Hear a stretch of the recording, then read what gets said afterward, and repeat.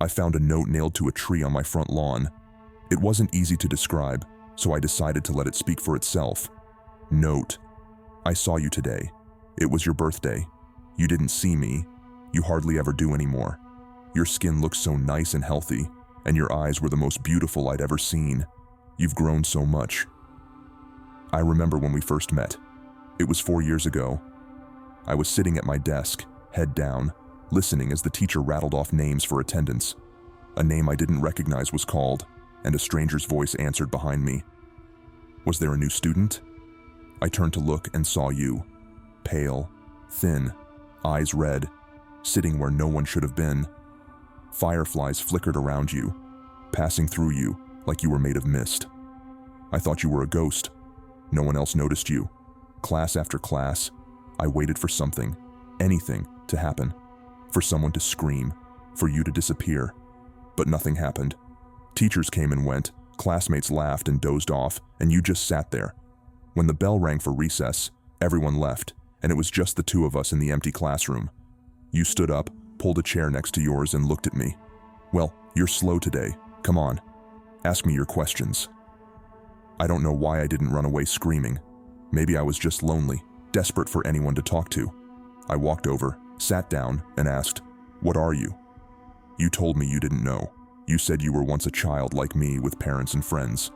Then one day, you woke up like this, covered in fireflies, forgotten by everyone, even your own parents. You said I noticed you every day, thought about you until recess, and then forgot the moment I walked out of the room. For the last 3 years, I'd met you for the first time. Every day.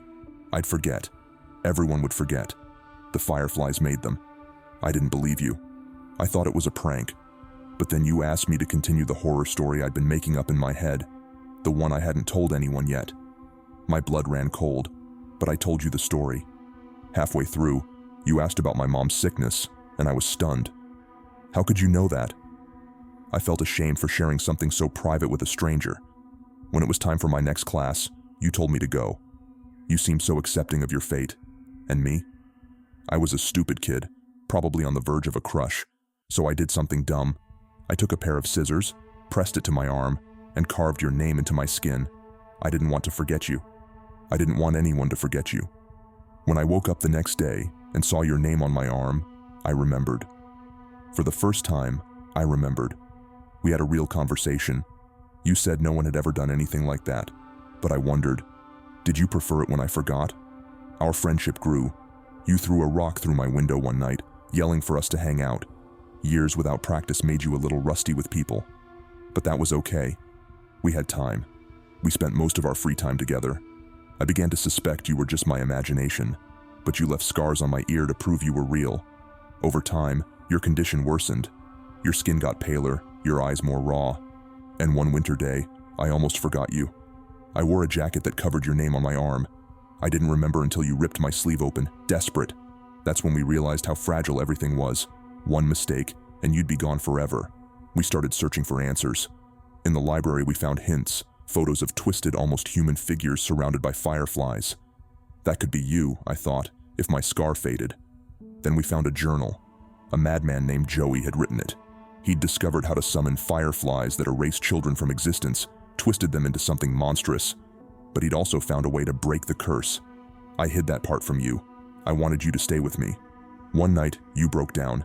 You said I'd ruined your life, that you were happier when you had nothing to lose. I saw it differently. You deserved to be remembered, to be loved. We kissed, but it wasn't just a kiss. I stole one of the fireflies. The rest followed. I saw confusion in your eyes, and then nothing. You looked at me like a stranger. That was a year ago. You've moved on, made friends, had a real birthday party. I've gotten worse, paler, weaker. But I've been busy. I found Joey's pit. There's a grave for those children now. Without me around, my mom could afford her surgery. She's happy again, playing with my baby brother. I saw you crying yesterday. For a moment, your eyes met mine, then they didn't. I think it's time for me to go, for good. I'm so happy I met you, even if you don't remember me. End of note.